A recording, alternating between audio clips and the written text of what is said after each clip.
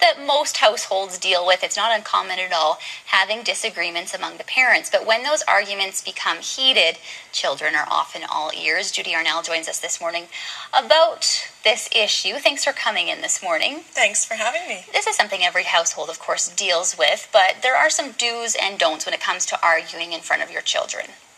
There are.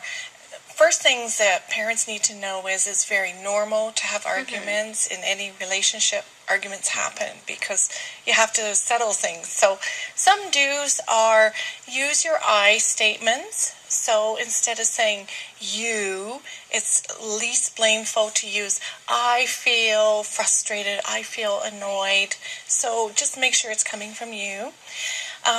Definitely make up in front of the kids, so kids really need to see the resolution and how two people come together. Maybe there's a period of silence or each partner's taken a time out, but kids need to see who makes the first move and how that move is made and how parents reconcile.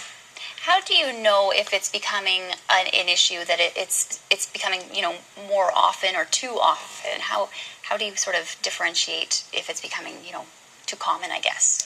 That's kind of a tough line. Generally, in a good relationship, the disagreements are a small part of it. So if it grows to more than 50% of the time, that's something you might want to look at, maybe getting professional help or looking at some of those things can be resolved behind closed doors. And when the children are present, for when there are arguments, because everybody has them, how does it affect them? Is this something that's really going to stay with them for a long time?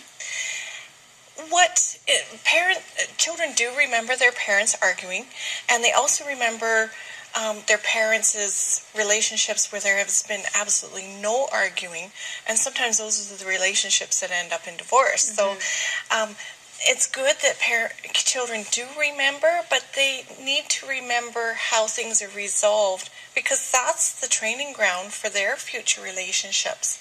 How things get resolved, how you deal with conflict is what they need to learn from their parents for their future. And it's a good thing.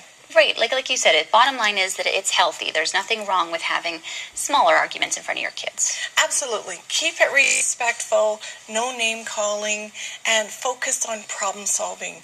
Take a time out if you need to, because that's where kids learn where time out is really effective, is to just calm down and then look at what are ways we can resolve the problem respectfully. All right. Thanks so much for coming in this morning, Judy, and thank you for your insight.